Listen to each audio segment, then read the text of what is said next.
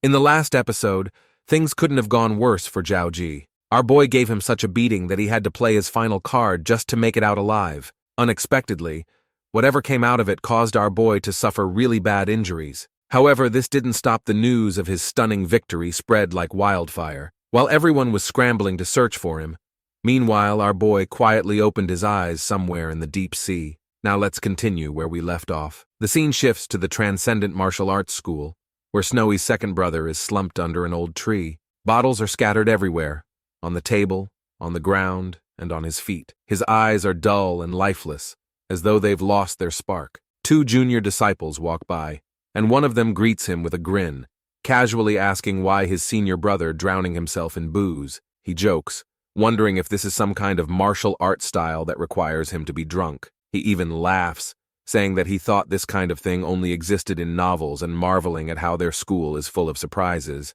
The other disciple quickly clamps a hand over his mouth, panicking as he whispers, telling him to cut it out, because that's their leading senior brother.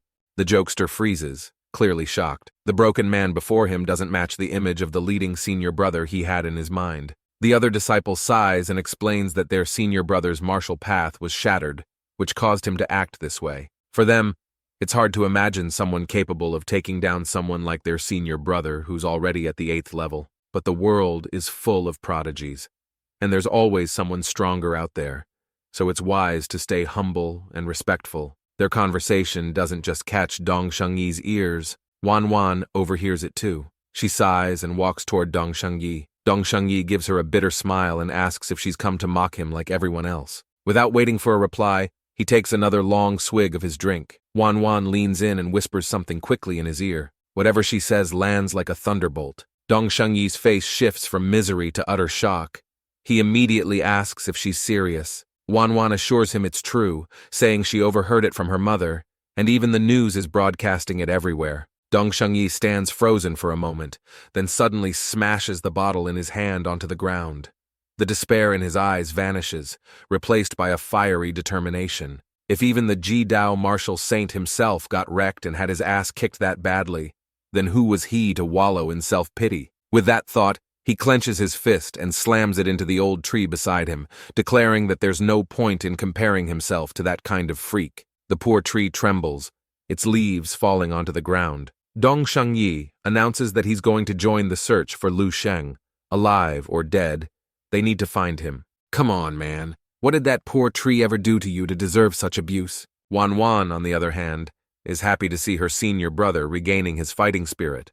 Meanwhile, near where Lu Sheng disappeared, the military's search efforts had expanded to cover a vast stretch of the surrounding ocean, spanning over 100 nautical miles. They had also pushed their search depth to the extreme 8,000 meters, almost to their limit. Yet, there was still no sign of General Lu. A junior officer reported this disappointing update to the Central Marshal, who, unsurprisingly, was far from pleased. The Marshal, his expression cold, ordered them to expand the search further, wider, deeper, and more thorough. The officer hesitated, expressing concern that they might have already ventured into the deep sea abyss, where conditions made further exploration near impossible. The Marshal looked at him, and then asked a simple question. Which did he think was harder, producing someone strong enough to defeat a martial saint, or braving the cracks of the deep sea abyss? The officer quickly saluted and acknowledged the command. Over at the fleet, the Eastern Marshal stood at the bow of a ship. He murmured to himself,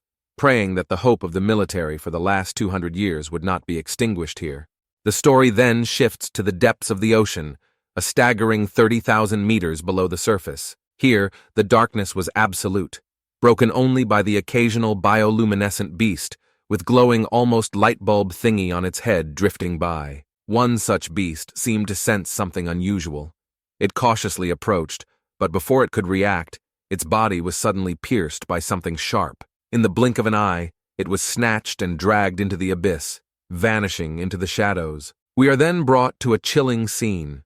The place is littered with fish bones, and amidst the faint golden glow are grotesque tentacles feeding on the blood and flesh of strange sea beasts. These weird-looking things are from none other than Lu Sheng himself. The tentacles emerge from his chest, and grotesque, unnerving eyes are scattered across them. His entire body has been twisted into something that barely resembles a human. Despite how bad he looked, Our boy's mind remains intact. Observing his grotesque transformation, he can't help but think he's starting to look quite like that of a Cthulhu. This was the consequence of drinking the remaining half of the saint's demise. While the powerful energy saved his life, it also mutated his body into this half-human, half-monster form. Still, he consoles himself. It's better than being dead. Sitting cross-legged among the debris of the deep sea, he chuckles grimly because escaping from a 10th level was no small feat. But his mood quickly sours as he grits his teeth. He hadn't expected to encounter traces of a 10th level in this world.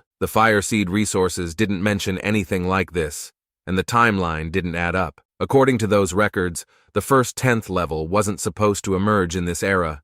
Puzzled, he muses on the possibilities. Could this mysterious 10th level figure be from a different world entirely? Or perhaps not even from this time period? After all, before the martial year 1, the world had been purely technological, with no records or remnants of ancient martial civilizations.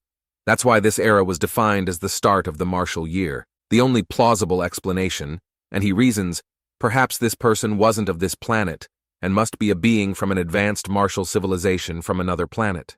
However, the thought sends a chill through his body, yet deep inside, it also sparks a dangerous curiosity. As our boy mulled over the situation, his thoughts turned to the timeline of events, from the first appearance of the beasts to the rise of martial arts. It had only been 300 years. Zhao Ji had become a martial saint a bit over a century ago, meaning he was one of the first martial saints in history. While absently using his tentacles to snatch nearby beasts for energy, Lu Sheng reflected on the absurd speed of this progress. When he was reading about this in textbooks, he hadn't given it much thought, but now, in hindsight, it seemed almost too fast. Consider even with every path from the 1st level to the 9th level already mapped out today, the military still struggled to produce a single martial saint. Yet, in the early days of martial arts, when everyone was blindly feeling their way forward, how had Zhao Ji managed to become a martial saint so quickly? The only explanation that made sense was external help. If a higher martial civilization had intervened, everything would fall into place. But then came the unsettling question: why would an advanced civilization bother helping a less developed one like Earth? As his tentacles instinctively grabbed another beast, Lu Sheng's mind connected the dots. Perhaps the invasion of the beasts was the starting point of it all. He pieced it together. Imagine a fragile technological civilization suddenly invaded by powerful creatures from another world, teetering on the brink of extinction. At that critical moment, a higher martial civilization swoops in, granting the weaker one just enough strength to defend itself and hold its own against the invaders. It felt like a scripted process, as if everything followed a calculated plan. Closing his eyes, Lu Sheng considered a chilling possibility. What if the battlefield of the beast's invasion was far larger than he had imagined? What if Earth was just a tiny corner of a massive war zone? And what if the advanced martial civilization that helped open the path for Earth's martial arts was already battling the invasion on a much larger scale? If his theory was correct, then what he'd seen so far was just the tip of the iceberg.